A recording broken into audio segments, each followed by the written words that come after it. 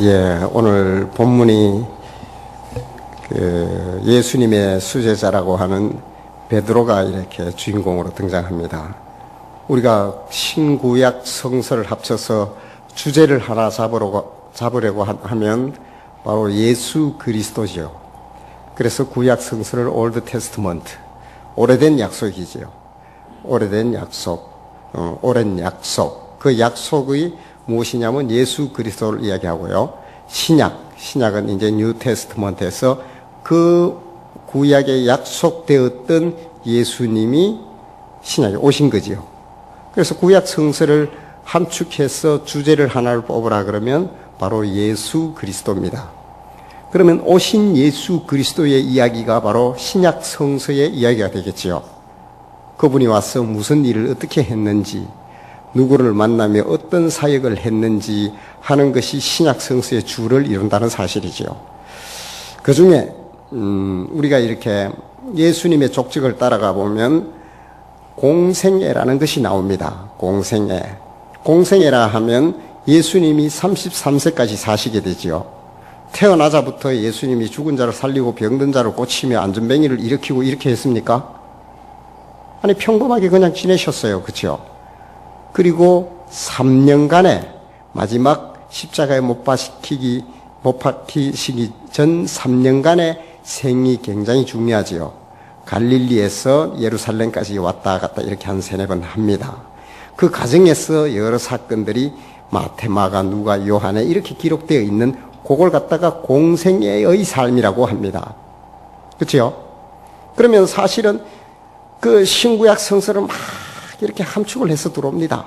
함축을 해서 들어와서 다 쥐어짰을 때 딱 함축해서 보면 그 3년으로 압축이 되겠지요. 창세로부터 따져보자면 그런 거 아니겠습니까? 예, 신구약 성서의 주제라 그러면 그 함축되어 있는 것은 바로 그 3년이에요. 3년 중에서도 그러면 조금 더 압축해서 볼까요? 누구를 만났느냐 하는 것이 중요한 이야기가 되겠지요. 우리가 잘 알고 있습니다. 예수님의 공생의 3년의 사역은 제자 사역이었지요. 제자를 만드는 사역이었습니다. 그렇죠? 그 제자 훈련을 시키는 사역인데 오늘 본문에서는 그 제자들을 만나는 이야기가 나옵니다. 그러니까 하나님이신 신인 동형이라 그러죠, 우리가요. 신이며 사람이신 하나님이 예수 그리스도가 독생하신 근본 하나님의 본체시나 하나님과 동등됨으로 여기지 아니하시고 이렇게 빌립보서에서는 이야기하죠. 그분이 이 땅에 오셔가지고 인간의 형체를 가지시고 사역을 시작하는데 가장 중요한 창세로부터 기다려온 사건이 있었습니다. 그것은 만남입니다. 만남. 누구를 만나느냐 하는 거죠. 그 많은 사람 중에 예수님이 어디로, 그 많은 이 땅에, 그 넓은 땅에 어디로 왔습니까? 예루살렘으로 오시지요. 예루살렘이라는 그 유대 나라라는 곳으로 오게 됩니다. 그 중에서도 어디로 옵니까? 베들레헴으로 오게 되지요. 그리고 나서 자라는 곳은 갈릴리가 되지요.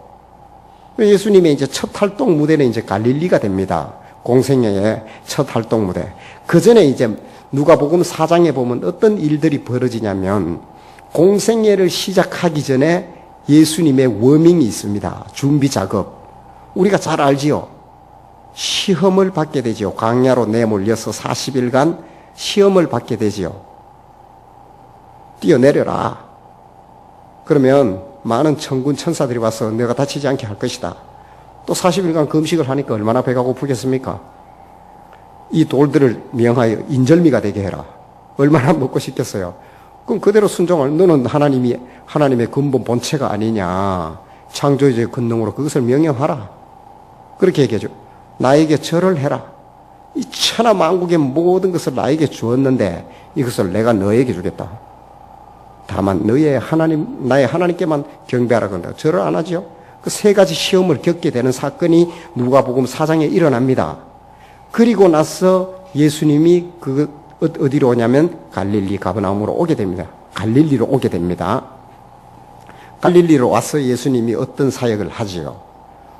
나타나니까 당장 누가 먼저 알아보냐면 세상의 사람들이 알아보는 게 아닙니다. 성령이 충만한 예수님을 누가 먼저 알아보냐면 용케도 귀신이 귀신같이 알아봅니다. 지금 난리가 났어요. 막 귀신들이 비상이 걸려버렸어요. 막 그야말로 막 튀어나가는 거예요. 예수님이 오니까 막 귀신 들렸던 자가 막 펄떡펄떡 뛰면서 귀신이 막 달아나오고 막 쫓겨가고 이런 일들이 벌어집니다. 누가복음의 기자는 그것을 기록을 하고 있습니다. 그러면서 예수님이 향하는 발걸음이 향하는 곳이 있어요. 어디로 가냐면 유대인들이 모여서 있는 곳, 오늘날로 교회지요. 시나고게 하는 그 바로 회당으로 예수님의 발걸음을 옮깁니다. 그리고 이사야에 글을 펴놓고 예수님이 당신이 오신 목적에 대해서 이야기를 합니다. 내가 온 것은 눌린 자를 자유케 하며 포로된 자를 해방하며 그렇게 이야기하지요. 네, 갇힌 자도 해방을 시키며 주의 은혜의 해를 전파하게 하려 함이라 하는 이사야의 글을 읽으면서 이것이 오늘날 너희에게 응했다 이렇게 하면서 당신의 사역 공생애의 첫 출발을 시작을 하게 됩니다. 그러면서 이제 의도적인 사건이 나옵니다. 우리는 참으로 이렇게 이 사건에 대해서 잘 생각을 안 하고 간과하기 쉬운 그런 사건이기도 합니다. 예수님은 베드로라는 한 친구를 만나게 됩니다. 베드로를 만나기 전에 베드로를 곧바로 찾아가서 베드로야 하면서 찾아가지를 않습니다. 그때 이제 귀신이 막 쫓겨나고 이런 일이 있으면서 동시에 어떤 일들이 벌어지냐면 병들고 고통당하고 아픈 자들. 예수님이 와서 보니까 기적이 벌어진 거예요. 우리는 지금 안전병이가 일어나면 기적이라고 그러지요. 그리고 눈먼 자가 나면서부터 보지 못하는 자가 보게 되면 우리는 기적이 일어났다 이렇게 표현을 합니다. 그렇죠? 그런데 예수님이 볼 때는 어떻게 보고 이 사건을 예수님은 어떻게 볼까요? 예수님은 이게 기적인 거예요. 아니 사람이 왜 안전뱅이가 되어 있고 눈먼 자가 되어 있으며 병든 자가 되어 있고 귀신 들린 자가 되어 있느냐는 거예요.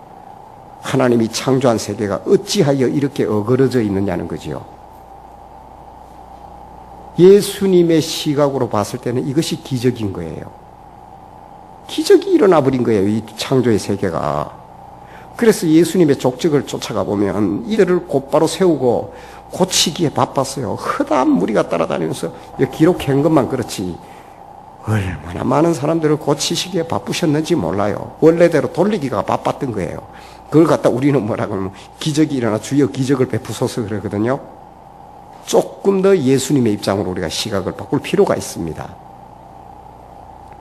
그러면 그렇게 만든 하나님, 그런 작품을 만들 수밖에 없는 하나님이신가요?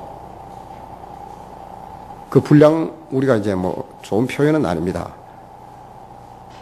우리가 이제 100ppm 달성 뭐 이런 얘기 많이 들어보셨죠? 100만 개 중에 하나가 불량 나면 100ppm입니다.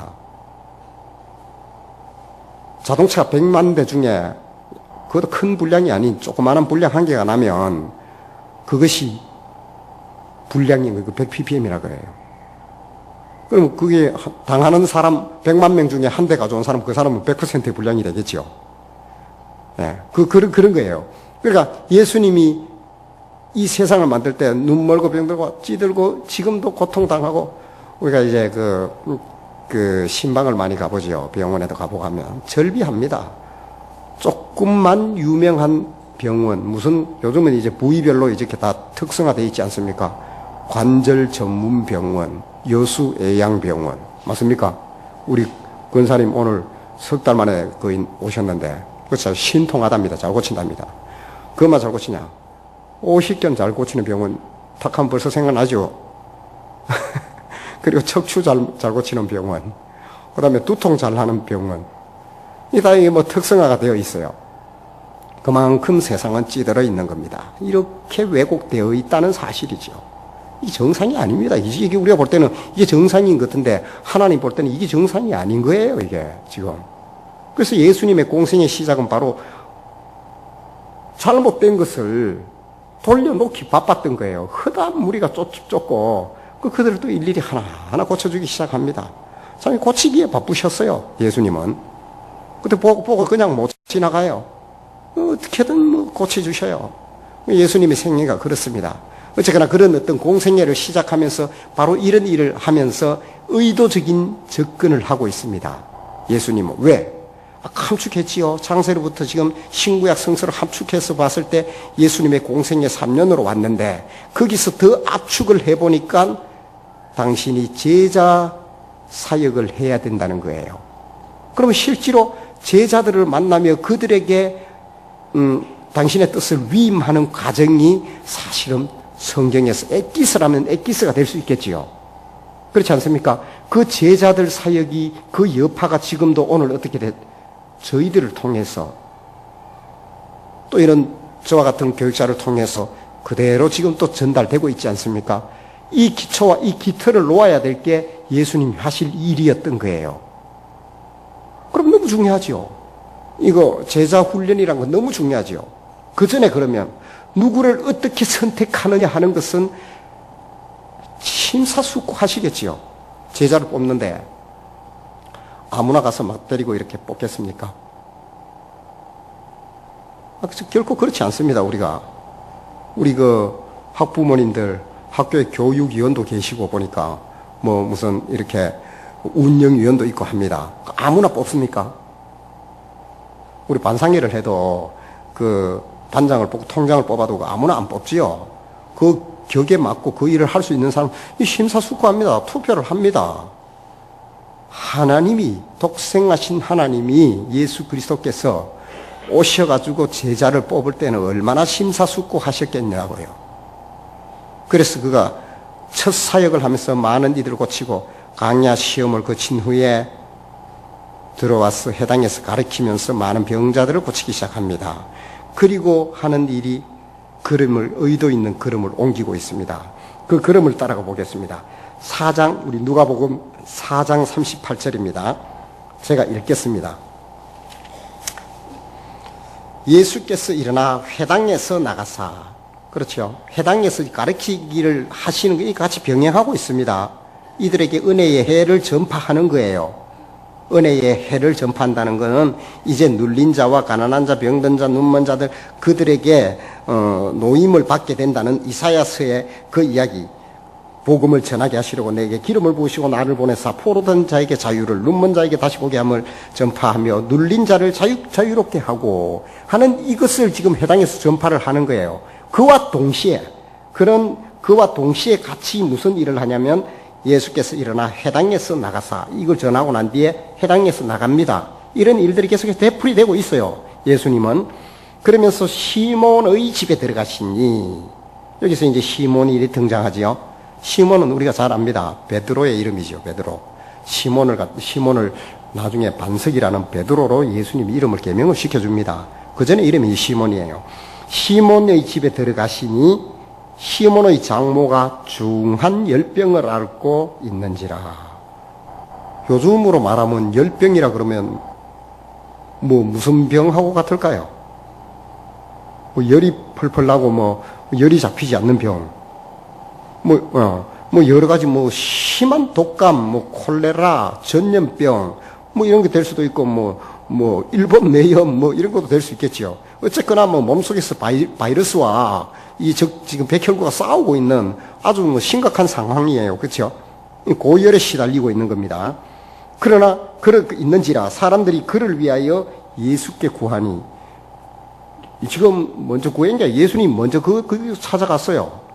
먼저 오십시오 한 게 예수님이 먼저 그 집을 찾아갔어요. 그러니까 당신이 오셨는데 그 전에 앞에서 많이 고쳤단 말이에요. 앞에서도 많이 고쳤기 때문에 또 구한 거예요. 선생님, 참 베드로가 이때 보면 이 사람이 이 통이 좀 커요. 베드로가 왜 보면 이제 오늘 점심 내가 쏜다, 어디 가든 보면 꼭 밥값 자기가 내는 사람이 있어요. 또 편해요. 그리고 또 맏형 같은 역할을 하는 사람들이 있죠. 가보면. 그래서 꼭 무슨 일이 있고 하면 꼭 이렇게 먼저 나서가지고, 좀 베드로가 그건 좀 허풍도 좀 있어요. 항상 서둘러요. 뭘 하도 주여 그리 마옵소서. 항상 급해요. 급하기도 하고, 용감하기도 하고, 용기 백배하고, 또 그런 사람이에요. 그러면서도 또 인간미가 있어요. 정의감도 있어요, 이 사람이. 이런 사람은 우리가 요즘으로 말하면 터프가이. 터프가이면서도 이제 좀 뭔가 인간미도 있고 이런 사람이에요. 그래서 동업하는 사람들이, 베드로와 동업하는 사람이 두 명이나 있지 않습니까? 그래서 베드로가 이런 사람이단 말이에요. 그러니까 사람들이 베드로를 아는 거예요. 그러니까 똑같은 마음으로 베드로 어머니, 시몬의 어머니를 좀 열병을 좀 고쳐주십시오. 그래요. 그러자 예수께서 열병을 꾸짖고 그를 낫게 해요. 그리고 베드로의 반응은 안 나옵니다. 이걸 보고 베드로가 참 신통하다 이런 얘기. 물론 이걸 누구보다 먼저 아는 사람은 베드로겠죠. 자기 어머니가 이거 고쳤다는 거 알고 있어요. 또 베드로가 또 막 그렇게 드릉대고 하는 끝에도 또 생각은 깊은 사람이에요. 왜 이런 사람은 또 자기 주관이 뚜렷하기 때문에 그리 하지 마십시오, 주여. 내가 십자가로 져야 되겠다. 그리 하지 마십시오. 자기 주관이 뚜렷한 사람이에요. 그러니까 모르긴 해도 지금 어머니가 이렇게 열병에서 고치는 걸 보면서 이거 혼란에 지금 좀 빠져 있는 거예요. 그래서 나사렛 사람 저 예수가 와서 지금 내 어머니를 고쳤는데 이 도대체 무슨 일인가? 약간 띵해 있는 상태예요, 지금요. 그 40절에 보면 해질 무렵에 사람들이 온갖 병자를 데리고 나오며 예수께서 일일이 그 위에 손을 얹어서 고치시고 그 뒤로도 이제 계속해서 이런 일들을 하게 됩니다. 그러면서 이제 예수님의 사실은 그 걸음은 베드로를 향하고 있었던 거예요. 여기서 이 사건이 기록된 이유는 뒤에 이제 베드로를 만나게 되니까요. 오늘 본문에 가서는 이제 예수님과 베드로의 만남이 이루어집니다. 예수께서 이제 그 걸음을 어디로 옮기시냐면 이 많은 사람들을 고치고 하다 보니까 서로 고쳐달라면서 많은 사람들이 찾아올 거 아닙니까? 너무 많아요. 인산인해인 거예요. 이들에게 고치는 것도 중요하지만 예수님은 은혜의 해를 전파한단 말이에요. 말씀으로 하나님 나라를 선포를 하시는 오늘 저희들이 설교하듯이 하나님은 어떠며 하면 그 말씀에 대해서 풀어서 설명을 하신다고요. 그런데 예수님은 이렇게 오니까 당신께서 이제 설교하기 위한 좋은 위치를 찾습니다. 그러면서 부둣가 우리 대변항 생각하면 됩니다. 배가 2개 묶여 있는 거예요. 옳거니 저 배를 타고 조금 더 떨어져 있으면 그 물에 빠져서 들어오질 않을 거 아닙니까? 밖에 서 있지. 그 무대가 되는 거예요. 배 위가 조금 떨어져 놓고. 이제 거기 이제 올라서서 이제 은혜의 해를 전파한 말씀을 이렇게 선포를 합니다. 오늘로 이야기하면 설교지요. 그래서 그들에게 이제 어떤 내용의 설교를 했는지 구체적인 건 없어요. 그러나 여기서 봤을 때 자유를 선포하는 거예요. 자유를 선포하는 그런 일들을 하게 됩니다. 그리고 나서 예수님이 뭐라고 하냐면 조금 어느 인터벌이 지나갔겠죠. 이 시간들이 지나고 한둘 떠났겠지요. 이제 이 설교가 끝난 거예요. 끝나고 난 뒤에 베드로 보고 뭐라 그러냐면 깊은 데로 가자. 배를 끌고 나가자. 그러니까 이때 가기 전에 베드로가 뭐하냐면 이미 그물을 2절에 보면 호숫가에 배 2척이 있는 것을 보시니 어부들은 배에서 나와서 그물을 씻는지라. 오늘 하루 일이 끝난 거예요. 그물 씻어가지고 지금 끝나고 나면 그물 씻어가지고 내일 하든지 다음 고기잡이 준비를 하기 위해서 씻어놔야 될 거 아닙니까? 그물을 씻고 있는데 그 배를 끌고 또 나가자는 거예요. 근데 베드로가 아무 소리 안 하고 갑니다. 물론 많은 설교를 통해서도 들으셨을 거예요. 베드로가 말씀에 순종하여 그래 갔다 인데 제가 생각할 때는 그런 것 같아요. 베드로는 이미 그 전에 어머니의 사건을 지금 기억하고 있는 거예요. 자기의 어떤 주관적 생각으로 봤을 때는 쓸데없는 얘기 하는 거예요. 지금 오늘 하루 종일 공치 걷고 지금 이 시간 해가 이때는 지금 고기 없어요. 지금 고기가 딴 데로 어디 깊은 데로 갔는지 어디로 갔는지 모르고 이때는 고기 잡는 시간이 아니라는 걸 여기 잔뼈가 굵은 베드로가 그걸 모르겠어요. 근데 베드로가 왜 갔느냐는 거예요. 그러나 그 명령에 순종하여 갔다 하는 거 봤을 때는 자기 어머니가 아마 지금 또 이 배를 끌고 나가면서도 무슨 생각하냐면 참 어머니가 다른 사람 고치는 건 몰라도 내 어머니가 저렇게 열병으로 펄펄 앓고 하도 우고 툴툴 털고 일어난단 말이에요. 도대체 이분이 누굴까? 거기에 지금 매료된 거예요, 지금. 그래서 이제 가게 됩니다. 그래서 가서 예수님이 뭐라고 하냐면 잘 알듯이 그물을 내리라 그래요. 그러자 이제 베드로가 말씀에 의지하여 라는 말을 합니다. 말씀에 의지하여. 이게 믿음이죠. 이게 믿음입니다. 말씀에 의지하여 내가 그물을 내리리이다. 오른편에 내리라 그러니까 깊은 데 내립니다. 그래 말씀에 의지하여 내리니까 이 동무들을 불러와서 끌어올려야 돼요. 이게 이제 요한복음에서는 153마리라 고기까지 세워놨어요. 하여튼 엄청 많이 잡은 거예요. 왜냐면 그 동료들을 불러와서 그물을 같이 땡기자 할 정도로 잡힌 거예요. 지금 베드로는 두 가지 지금 사건에 또 봉착을 한 겁니다. 자기 어머니가 고침을 받은 거, 흔한 사람 받은 거는 그렇고요. 어머니가 고침 받은 거, 도저히 있을 수 없는 이런 고기가 이렇게 잡혀버리는 일. 이런 상황에서 베드로가 무슨 생각을 합니까? 도대체 이분은 누구일까? 지금 중요한 만남입니다. 예수님은 당신의 제자를 만나야 되는 입장이고 베드로는 선택을 받아야 되는 입장입니다. 공생애의 첫 단추를 지금 깨는 아주 중요한 사건입니다. 그래서 베드로가 이제 무릎 아래 이제 엎드립니다. 이 사건이 있고 나서 고기를 잡아가지고 올려놓고 나니까 고기가 지금 인산의 배 안에 지금 가득 차버렸어요. 그러면 우리의 반응은 어떠해야 되겠어요? 즐겁거나 기쁘거나 놀랍거나 샤우팅하고 이렇게 될 거 아닙니까? 근데 베드로의 반응은 뭐라 그럽니까? 8절에 보니까 예수의 무릎 아래 그냥 나도 엎드립니다. 이 베드로의 어떤 기질을 볼 수 있어요. 그냥 꿇앉아 버립니다. 이 꿇앉아 버린다 할 때는 자신이 갖고 있던 세계관, 가치관, 정체성, 이해도식 이런 것들이 그냥 무너져버리는 상태입니다. 이게 제가 오늘 제목에 자괴감이라고 했죠. 그 자괴감이죠. 그냥 무너졌다는 거예요. 거기에 대해서 베드로는 앞뒤를 재지 않습니다. 그냥 꿇앉아버립니다. 그냥 꿇앉아버리면서 하는 말이 기가 막힌 말을 합니다. 주여 나를 떠나소서. 주여 나를 떠나소서. 나를 떠나달랍니다. Go away from me, Lord. 주여 나를 떠나소서. 나를 떠나달라는 거예요. 이게 지금 창조주이신 하나님과 자기 세계관에서 나름대로 인생의 경험과 이런 것들을 살아왔는데 이 모든 것들과 너무나 극명한 대비를 가져오는 사건 앞에서 베드로는 굉장히 정직해지는 거예요. 그러면서 뭐라 그러냐면 나는 죄인입니다 하는 거예요. 이걸 그리는 저 6천도의 태양의 표면 온도만 6천도입니다. 태양 앞에 내가 그냥 딱 섰다고 생각해 보십시오. 나는 타버립니다. 우리 인간은 그 앞에 설 수 있을까요? 그냥 정말해버립니다. 지금 그와 같은 표현을 하는 겁니다. 그래서 베드로가 뭐라 하냐면 나는 죄인입니다. 나를 떠나주십시오.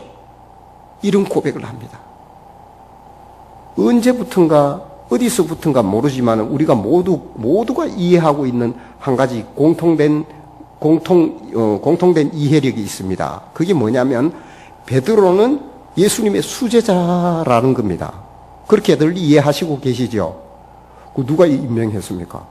성경 어디에 베드로가 수제자란 말이 있습니까? 사랑하는 애제자, 애제자, 베드로, 야고보, 요한, 그건 나옵니다. 근데 베드로가 수제자라는 얘기가 어디 있습니까? 누가 임명했습니까? 근데 다들 그렇게 알고 있지요. 저는 그래서 이 본문을 보면서 그런 생각을 했습니다.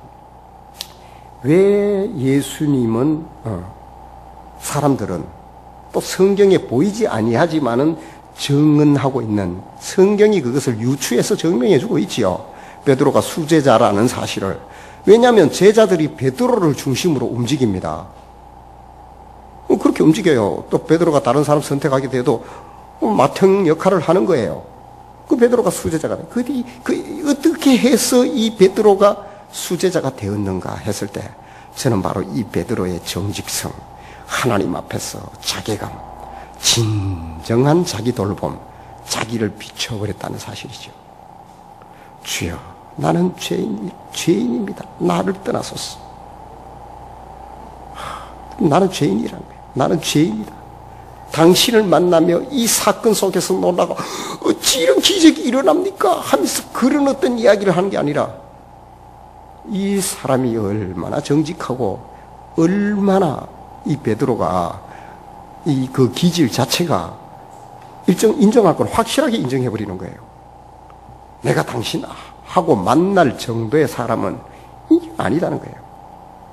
우리가 잘 아는 그 로마의 백부장 이야기 아시죠? 그 백부장은 그 가브나움의 백부장을 아시죠? 그 가브나움의 백부장은 뭐라고 하냐면, 백부장 하면 우리가 잘 알듯이 그 로마의 지휘관 아닙니까? 지휘관. 100명의 로마 정예 군인이 그 뭐 엄청나죠. 그들의 정예 군인은 그들의 100명의 지휘관 정도면 지금 중대를 한 2개, 3개 합친 거예요. 예. 그런 어떤 지휘관 정도면 굉장한 인텔리죠. 예. 근데 그 똑똑하기도 하고 아주 그 정말 빼어난 사람입니다. 그 우리 베너나 이런 데 보면 참 용맹스럽지요. 로마의 군인들 보면. 로마의 군인의 그들의 어떤 전술이나 기질들은 보면 정말 대단합니다. 그의 백부장 정도면, 그리고 이 가브나움이나 이런 쪽에서 이가 백부장의 역할을 하고 있다는 얘기는 로마라는 거대한 제국을 유지해 가는데 중요한 역할을 합니다. 이 변방입니다. 이 지역에서 밀란이 일어날까, 행여 조그마한 어떤 정보도 이쪽으로 다 모이게 되어 있어요. 그래서 제일 겁난 게 밀란이 일어날까 그들이 두려워하여 누구를 내줍니까? 예수님을 내주잖아요. 그를 못 박으소서 바라바를 놓아주소서. 그러니까 우리 지금도 맨날 나오는 거 빌라도 맨날 나오지요. 예. 그가 십자가에 예수님을 못 박았다고 나오지 않습니까? 밀란이 일어날까 두려워해. 그건 자기는 놓아주고 싶어 했어요. 밀란이 일어날까 두려워하여 예수님을 십자가에 못 박은 거예요. 그 밀란이 일어날까 그런 정보를 최전선에서 모든 정보의 인프라가 모이는 곳이 이 백부장들입니다. 그래서 이 사람은 무슨 이야기를 다 일거수일투족을 듣고 있냐면 예수라는 이 젊은 청년이 센세이션을 일으키고 있다는 사실이에요. 죽은 자를 살리며 눈먼 자를 뜨게 하며, 그리고 많은 무리와 군중들을 휩쓸며 나라의 회복을 선포를 하고, 이거야말로 정말 어떻게 해요? 위험 요소 아닙니까? 제거해야 될 대상인 거예요. 그걸 백부장은 보고 있었습니다. 근데 이 백부장은 사람이 달라요. 백부장 치고 2명의 한 백부장이 나옵니다. 믿음이 안 좋은 사람이 없는 것 같아요. 이 백부장은 어떻게 하냐면 자기 하인이 병 들어가 지금 죽게 되었어요. 거리가 지금으로 이야기하면 한 40km 가까이 떨어져 있어요. 그런데 이런 소문을 쫙 듣고 있어요. 근데 그 소문을 분석해보고 그 모든 정보를 분석해보는 거예요. 컴퓨터에 넣어서 다 분석을 해보니까 이거는 사람의 한계를 넘어가는 거예요. 예수라는 이 사람은, 이건 내가 지금 밀란의 어떤 그 대상으로 봐야 될 대상이 아니라 이건 초월적인, 베드로가 나는 죄인이로소이다 나를 떠나소서 할 정도의 너무나 극명한 대비가 이루어지는 사람인 거예요. 이 정직한 백부장이에요. 그래서 백부장이 뭐라 그러냐면 찾아갑니다. 내 하인을 고쳐달라고. 그러니까 순간 예수님이 안 바뀌었습니까? 어라, 이 친구 봐라. 로마의 지휘관이면서 나한테 이런 얘기를 하네. 오냐 가자. 내가 고쳐줄구만. 그러니까 백부장이 그리 마옵소서. 고쳐달라며. 아니, 당신이 도대체 누구신데 내가 지금 말을 해가 내 하인을 고쳐달라고 한다고 우리 집까지 오겠냐고. 아니, 고치고 안 고치고의 문제가 아니고, 나는 그런 말을 지금 할 수밖에 없지만은 그냥 말씀만 하시면 됩니다. 어디 감히 내가 당신을 오라 마라 고쳐달라 말라 이런 명령을 내리듯, 이거는 있을 수 없는 일입니다.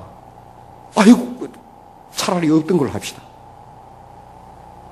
이 믿음이 이스라엘 중에, 내가 예수님 뭐라 그래요? 이스라엘인 중에서도, 이스라엘인 그 믿음의 전문가들이라는 그룹, 그 중에서도 이만한 백부장만한 믿음을 내가 만나본 적이 없다. 그 적시로 하일이 나으니라. 왜? 안 가도 고친다는 것을 모든 정보를 봐서 알았던 거예요. 그리고 그걸 고치러 내 집까지 온다는 거, 이게 황송한 일이란 얘기죠. 어디 내가 나도 내 밑에 이대로 가라 하면 가고 오라 하면 사람이 많이 있다 이거예요. 그럼 내 밑에 내 부하 부리듯이 나는 그렇게 하는데 내 말을 듣고 당신이 온다면 내가 부하 부리듯 당신이 그렇게 움직이는 것밖에 안 되는데 그게 어디 있을 법한 소리입니까? 차라리 없던 걸로 합시다. 아이고 그리 마옵소서. 다만 한 가지 원한다면 말씀만 해달라. 예수님도 충격받았지요. 자, 우리가 정말 하나님을 만나게 되면, 정말 진정한 하나님을 만나게 되면 우리는 어떻게 되냐면 극명한 반응이 일어나게 되어 있습니다. 어떤 반응이냐면 정말 이렇게 백부장과 베드로와 같은 반응이 일어나든가 아니면 회칠한 무덤처럼 정말 양심이 무디어진 자처럼 해서 전혀 알아보지도 못하고 나의 삶의 조력자로 내 이 꿈을 이루고자 하는 아주 능력 있는 정말 호리병 속에 있는 그 아라비안 나이트에 나오는 그 호리병 속에 있는 그 요술사처럼 이렇게 이 두 가지 방법으로 나타납니다. 하나님은 하나님이십니다. 욥이란 사람이 우리 잘 압니다. 욥이란 사람은 그런 동방의 우스 땅의 의인이었어요. 이 욥에 대해서는 어떤 누구도 다 칭송을 하는 자였어요. 행여 나의 자녀들이 내가 알지 못하게 죄를 지었을까요? 늘 번제를 드리며 하나님 앞에 그 희생 제사까지 드리면서 혹시 있을까 하는 죄까지 그렇게 했던 아주 우스 땅의 의인이라고 하나님이 칭찬을 합니다. 그런 그가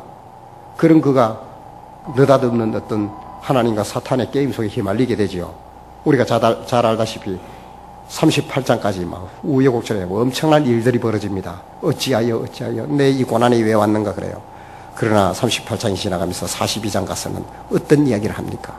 하나님이 욥에게 나타납니다. 뭐라고 하냐면 너는 대장부답게 허리를 동이고 내가 묻는 말에 대답을 해라. 내가 땅에 기초를 놓을 때 너가 어디 있었느냐? 이런 질문을 던집니다. 하나님이. 그리고 이 넓은 바다와 이 거센 파도의 한계를 누가 정했느냐?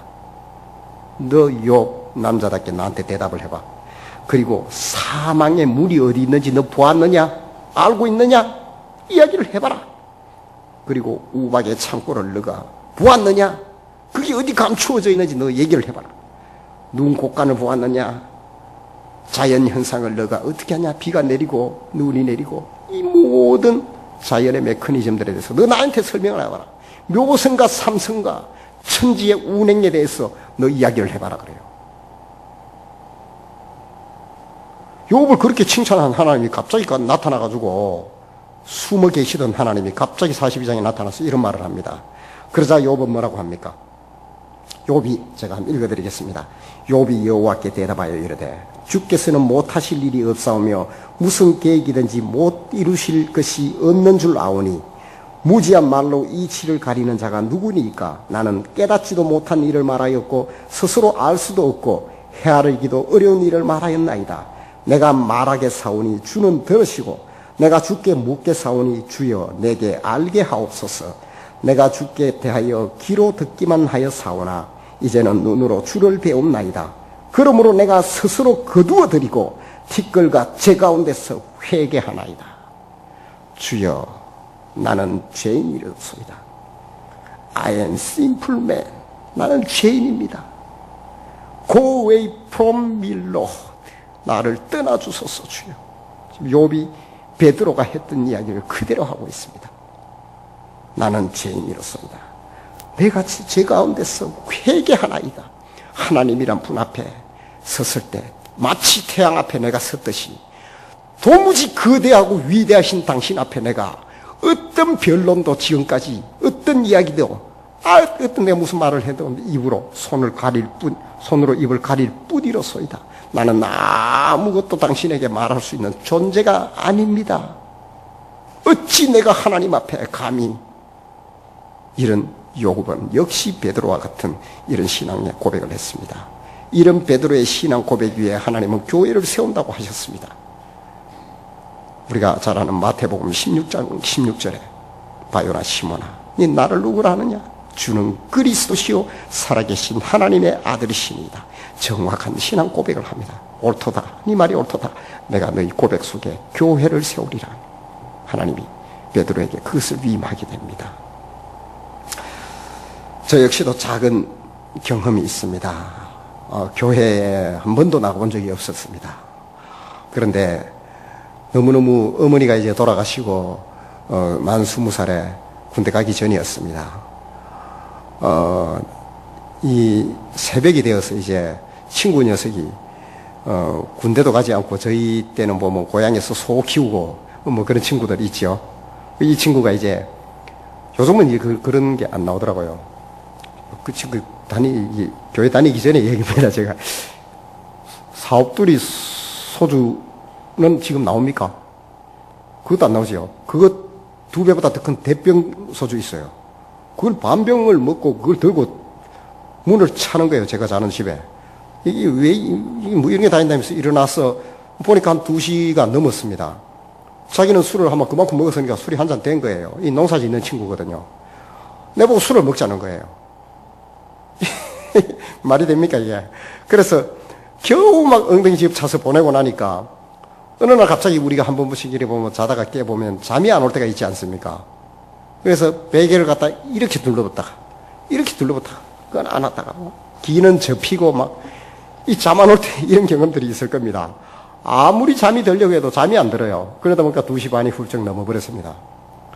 그런데 어차피 잠 안 오는 거 살짝 머리에 스치는 생각이 있었습니다.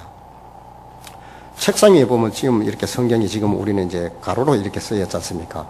옛날 성경책 보면 여기가 빨간색으로 이렇게, 왜 그 빨간색으로 해놨는지 모르겠어요. 그 빨간색으로 이렇게 해놔가 무서워요. 그래가지고 이 빨간색으로 해놨는데 내리 써놨습니다. 관주 성경 뭐 이래가지고. 그리고 그게 있는데 이제 그 전해에 어머니가 이제 돌아가시면서 유품으로 남겨둔, 유일하게 뭐 우리 집안에서 교회를, 어머니가 이제 부산에 계셨고 저는 봉화에 있었으니까요. 부산 구포 쪽에 계시다가 이제 병환을 얻어서 이제 간경화로 이제 돌아가시고 집에 뭐 다른 거 다 불태우고 없앴는지 모르겠는데 그게 한 권이 남아있는데 한번 제가 그걸 읽은 기억이 있거든요. 그런데 정말이지 한 10분도 못 읽고 도대체 무슨 말인 줄도 모르고 바로 잠이 든 기억이 딱 스치는 거예요. 그래서 저는 아차 자야 돼. 그래.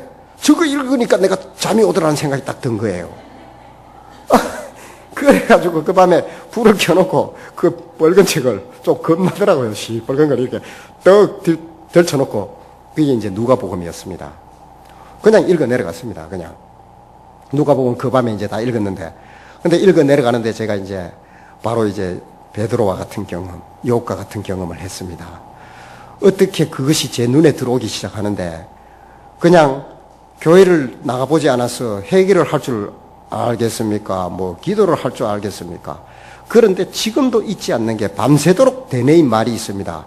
그냥 둘둘둘 구불면서 두루마리 휴지를 한 몇 개를 그냥 막 코 풀고 눈 막 온 방을 엉망을 만들어 놨습니다. 근데 제가 외친 한마디가 뭐냐면 하나님이 있는데 없다고 그랬어요. 이 말만 했습니다. 하나님은 있는데 없다고 그랬어요. 그런데 내 가슴이 무너졌습니다. 어떻게 어디 지구멍이라도 들어가고 싶은 생각이에요. 아니 하나님이 있는데 없다고 그랬는데 이거보다 큰 죄가 어디 있느냐는 마음에 그냥 막 견디지를 못하겠는 거예요.